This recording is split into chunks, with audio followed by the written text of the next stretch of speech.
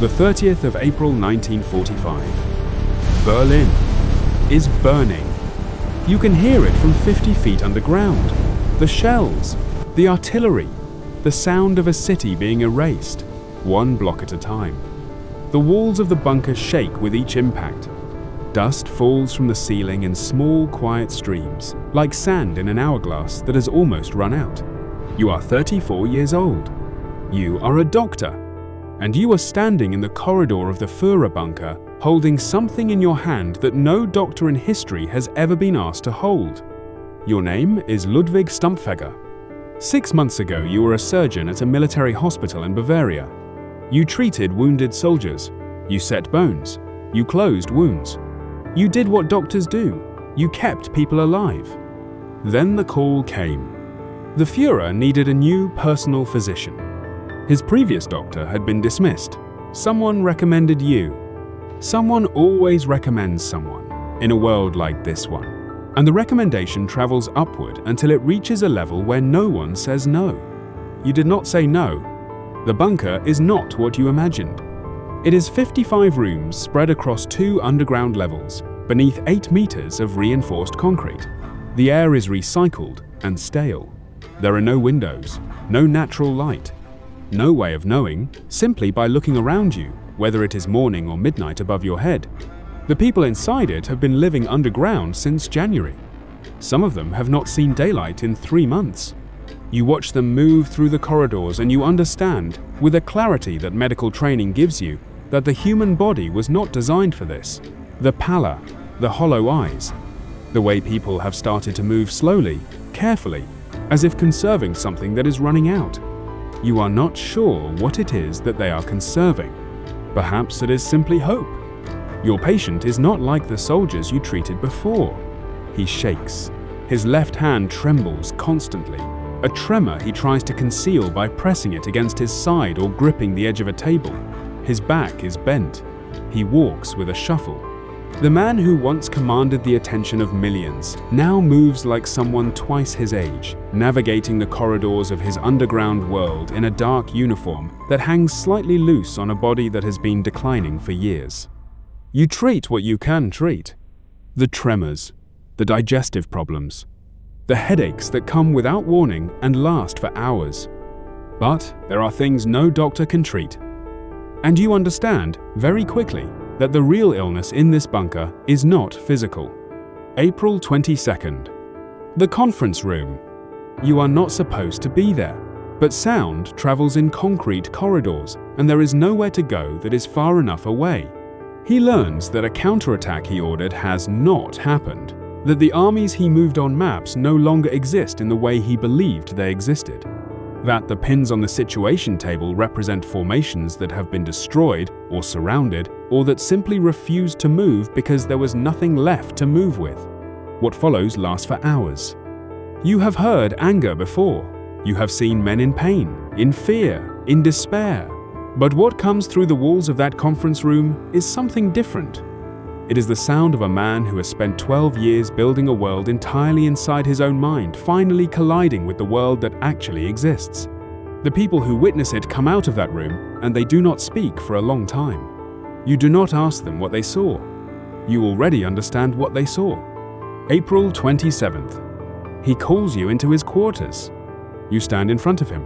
He looks at you with eyes that are still sharp, still searching, even in a face that has aged 20 years in the last 20 weeks. He asks you about the capsules. The cyanide capsules. Small brass tubes. Prussic acid inside. The kind that Himmler's people supplied at the start of this. He wants to know if they are reliable. He wants to know if Himmler, who he now suspects of betrayal, might have supplied defective ones. Ones that would not work. You tell him you can test one. He looks at you for a moment. Then he nods. His dog's name is Blondie. A German shepherd. Gentle, loyal, the kind of animal that trusts completely and without condition. She has been in the bunker since January. She knows you by smell now. When you pass her in the corridor, she looks up at you with large dark eyes, and her tail moves once, slowly, like a question. You carry out the test. It takes 3 seconds. You report back to him. The capsules are effective. He thanks you in the tone he uses for everything precise, quiet, without emotion, that exceeds the information being exchanged. Then he returns to his maps. You walk back to your medical room and you sit down and you do not move for a while. A doctor's job is to preserve life. You have just done the opposite, and you have done it to the one creature in this bunker that had no part in any of this. April 28th. Word comes through that Mussolini is dead. His body was hung upside down in Milan. The people who had once followed him did it. The information moves through the bunker in whispers. You watch faces as people receive it. Some of them are calculating, some of them are afraid. Some of them simply go very still in the way that people go still when they understand that a thing they told themselves could not happen has happened. That night, he marries Eva Braun. A small ceremony in the map room. A civil registrar was brought in. The guests are the people who are still here, the ones who stayed when others left. You are among them. There is no celebration. There is wine, briefly, and then there is not.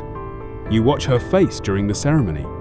She is calm, completely calm. The calmness of someone who made a decision a long time ago and has arrived at the end of it without regret. You find this, in its way, the most frightening thing you have seen in this entire place. April 29th. The news reaches the bunker. The Red Army is in the streets above you, not in the outskirts, not at the edge of the city, in the streets, blocks away. The sound of the shelling is now almost constant, and it is no longer possible to distinguish one impact from the next. It is simply noise, permanent, surrounding, inescapable. He calls a gathering. You are among the group. At least 20 people standing in the corridor and the map room while he moves among you, shaking each hand in turn. His grip is weak. His voice is barely above a whisper. He makes a personal comment to each person, something quiet, something specific, something that tells you he has thought about this. When he reaches you, he looks at you for a moment. He says something you do not fully hear over the sound of artillery. You nod anyway. He moves to the next person. You stand there and understand that you have just received a farewell from the man whose life you have been tasked with protecting, and that you have nothing to say in return because there is nothing left to say. That evening, he asks you for the capsules. Not the tested one, the ones for the people who remain, the adjutants, the secretaries, the staff who have stayed. The people who did not leave when leaving was still possible. You distribute them. Brass tubes, small and cold in your palm. You hand them to people you have eaten meals with, people you have treated for headaches and anxiety, and the accumulated physical cost of months underground. People who take the tubes from you without speaking and put them in their pockets and go back to whatever they were doing. You keep one. You put it in the inside pocket of your uniform, close to your chest. You tell yourself it is a precaution. You do not think too carefully about what kind of precaution. April 30th. 3:30 inches the afternoon. The door to his private quarters is closed. You know what is behind it. You have known since the previous evening. The instructions were clear. The decision was made. He told the people around him that he would not allow himself to be taken alive. He would not be displayed. He would not be used. You stand in the corridor. The bunker shakes. Somewhere above you, a city is ending. And then, there is a sound from behind the door. A single sound. And then silence. You enter with the others. The room is small. The air is sharp with something chemical. He is in the chair. Eva Braun is on the sofa beside him. The cyanide capsule she took did what it was designed to do. The gun he used did what it was designed to do. You are the doctor. You do what doctors do. You confirm what everyone in the room already knows. What happens next is mechanical and strange. His chauffeur has brought petrol, 170 liters, retrieved from the streets above under shell fire. You help carry the body up the stairs and through the emergency exit into the garden. The garden is exposed. The shells are falling nearby. You move quickly. The garden smells of smoke and spring and something else that you do not name. The petrol is poured. A match is lit. You stand at a distance and watch. The Soviet artillery continues without pause. The fire catches and rises. The people around you stand in the open air of a burning city and watch, and nobody speaks. And after a while, you all go back inside because there is nothing more to do up here. And being above ground is becoming dangerous in ways that are now very immediate. That night, you do not sleep. You sit in the medical room and you think about the arc of your life, from Munich to this moment. You studied medicine to help people.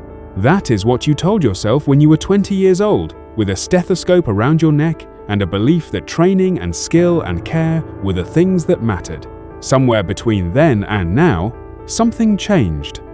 Not all at once, not in a single moment you can point to and say, there, that is where it happened. It happened the way all the important things happen, slowly, in small steps, each one reasonable, or at least not unreasonable, each one smaller than the one before it, which made it easier. And now you are sitting in a bunker 50 feet underground in a city that is burning, and you have in your inside pocket a brass tube with prussic acid inside it, and you have spent the last 6 months as the personal physician of the man. That history will spend the next 100 years trying to explain. You do not know what history will say. You do not know if there will be history. Right now, in this moment, it is genuinely unclear whether the human project will continue in any form that resembles what it was. You know only what you did and what you did not do, and the distance between those two things is something you will carry for the rest of your life, which, as it turns out, is not very long. May 1st. The decision is made to attempt a breakout. 10 groups, different routes, through the underground tunnels, through the subway lines, emerging into a city that is entirely occupied by an army that has been told to take no significant prisoners. You go with Bormann and Axmann, and a small group moving through the dark beneath Berlin, emerging at Friedrichstrasse station into a world of smoke and flame and rubble that no longer resembles the city you knew. The Weidendammer Bridge. A Tiger tank leads the attempt to cross. It is hit. You are knocked to the ground by the blast. You get up. You keep moving, because stopping is not an option that exists anymore. You cross the Spree on the 3rd attempt. You walk along railway tracks in the dark, the three of you, through a city that has become something out of a medieval description of the end of the world. Buildings collapsed, fires everywhere. The sound of Soviet soldiers close enough to hear but not yet close enough to see. At Lehrte station, Axmann decides to go a different way. You and Bormann continue east along the Invalidienstrasse. What happens next is not entirely known. Axmann turns back at some point because he encounters a Soviet patrol ahead of him. He doubles back along the route you walked. He sees 2 bodies on the bridge near the railway switching yard. The moonlight is on their faces. He recognizes you both. He does not stop. He keeps walking. He survives the war. He is the only one who can say what he saw that night. And what he saw was this. 2 men lying on their backs in the moonlight, near the railway tracks in a destroyed city. Both dead. No signs of an explosion. No wounds visible in the dark. Just 2 men who had walked as far as they could walk and then stopped. In 1963, a postal worker tells police about 2 bodies he was ordered to bury in May 1945 near Lehrte station. One with a doctor's paybook identifying him as Ludwig Stumpfegger. In 1972, construction workers find human remains near the same spot. In 1973, forensic analysis confirms the identity. Fragments of glass in the jawbones. Cyanide capsules. Bitten. The same kind you distributed to the staff on April 29th. The same kind you kept for yourself. You are 34 years old. You trained for 8 years to become a doctor. You spent the last 6 months in a bunker 50 feet underground, in the company of people who were doing things that will take the rest of the century to properly account for, and you did what was asked of you. And then you walked through a burning city until you could not walk anymore. History does not remember you as a hero. History does not particularly remember you at all. You are a footnote, a name in the records, a skeleton identified by dental records, and a broken collarbone. But you were there. You were in the room. You confirmed what happened behind that closed door on April 30th. 1945. And unlike almost everyone else who was in that bunker, the generals, the secretaries, the people who survived and wrote memoirs and gave interviews for decades afterward, you took what you knew into the ground with you. The question that history has never fully answered is a simple one. At what point does a doctor stop being a doctor? At what point does the uniform you wear, and the system you serve, and the small steps you took, each one reasonable at the time, at what point does all of that become the thing that defines you? You cannot answer that question now. You could not answer it then, but you carried it with you. Through the corridors of the bunker, through the burning streets of Berlin, all the way to the railway tracks near Lörther station, where the moonlight found you. And the answer no longer mattered.